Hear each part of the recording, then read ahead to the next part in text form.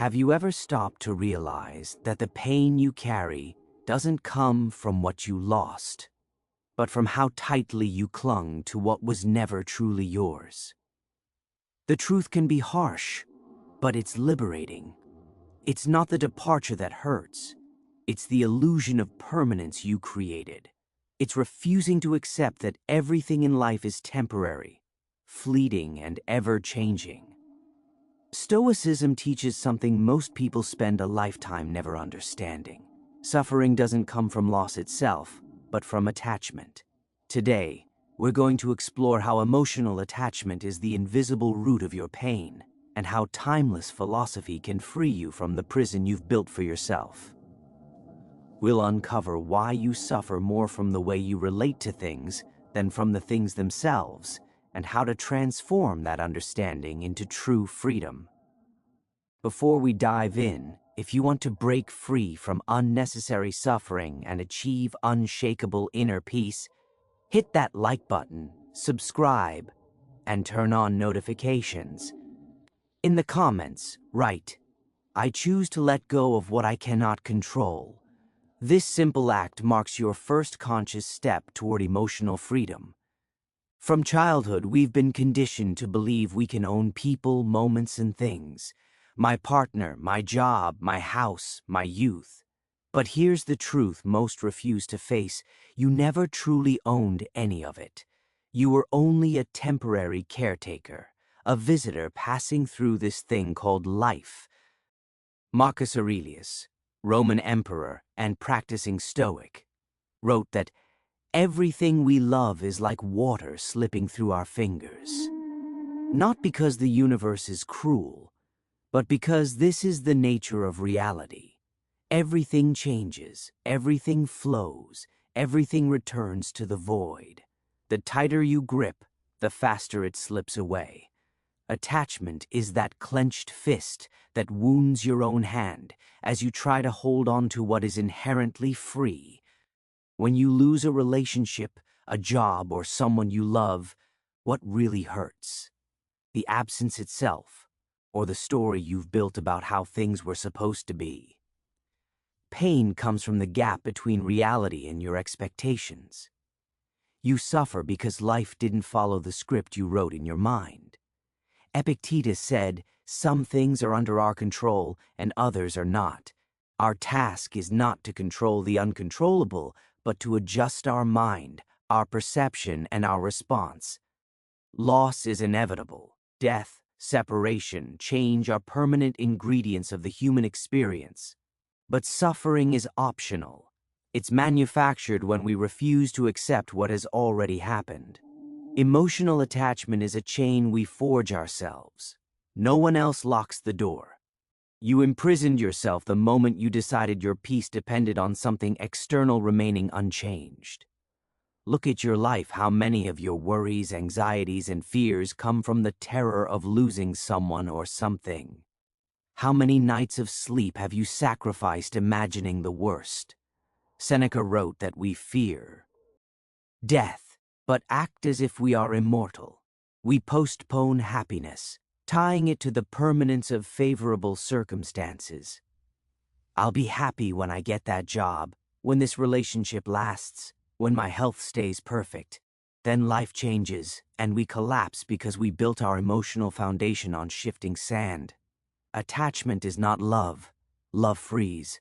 Attachment confines. Love says, "I appreciate your presence while it lasts." Attachment says, "You must stay for me to be complete." Love is generous. Attachment is possessive. Love accepts. Attachment demands. True love lets things be as they are, lets people follow their own path, lets moments end naturally. Attachment tries to freeze, control, and manipulate reality to fit the fear of loss. In real life, this looks like suffering. You cling to a professional identity, a youthful body, a person. And when something changes, it feels like everything is lost. But you are not your job, your body, or defined by anyone else. You are the consciousness observing it all, whole regardless of what comes or goes. Detachment is not indifference. It's full engagement with clarity. Everything is temporary. It's loving deeply without demanding permanence, investing without controlling results, living intensely without tying peace to external conditions. Marcus Aurelius practiced premeditatio malorum, visualizing loss each morning, not pessimism, but preparation, savoring every moment as if it were the last, appreciating every presence, knowing its temp. Ori.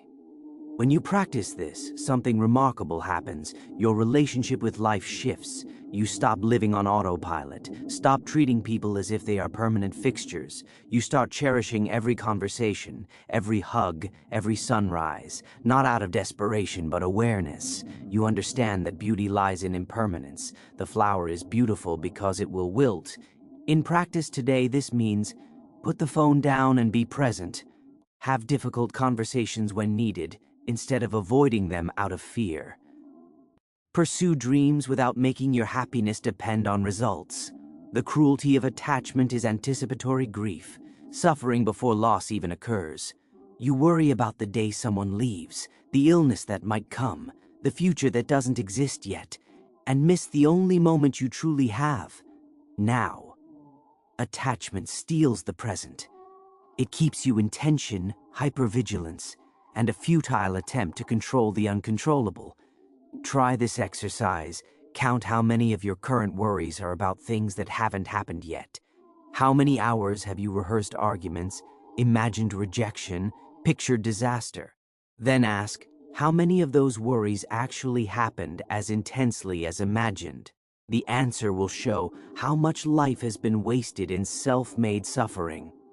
True freedom isn't avoiding loss, it's accepting it as part of life. Stoics called this amor fati, love of fate, not passive resignation, but active acceptance. Every event, even painful ones, is part of path. Life isn't about avoiding challenges. It's about developing character through them.